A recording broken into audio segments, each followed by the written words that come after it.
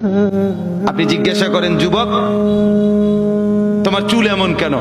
আমার ইচ্ছা, আমার ইচ্ছা। বাবা তুমি দাঁড়াইয়া পেশাব করো কেন? আমার ইচ্ছা। বাবা তুমি সারা দিন সারা রাত মোবাইল টিপো কেন? আমার ইচ্ছা। তুমি মেয়ের পিছনে ঘোরো কেন? আমার ইচ্ছা।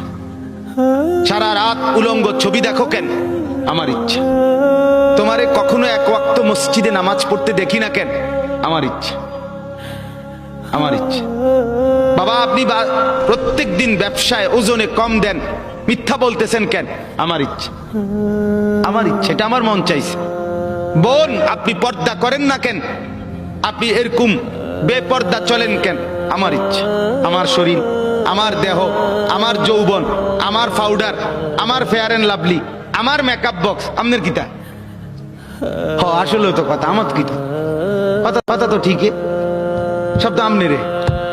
আমার ইচ্ছা, আমার রূপ, আমার যৌবন, আমার দেহ, আমার শরীর, আমি রাস্তায় দেখাই নলে বাজারে দেখাই, মার্কেটে দেখাই নলে রেস্তোরাঁয় দেখাই, আমি জওয়ানকে দেখাই নলে বুড়াকে দেখাই, আপনার সমস্যা কি?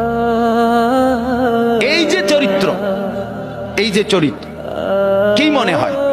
মানিত্তাখাদা ইলাহাহু হাওয়াহু। মূলত এই লোকটার পরিচয় হলো এই, সে তার মনের চাহিদাকে খোদা বানায় ফেলছে।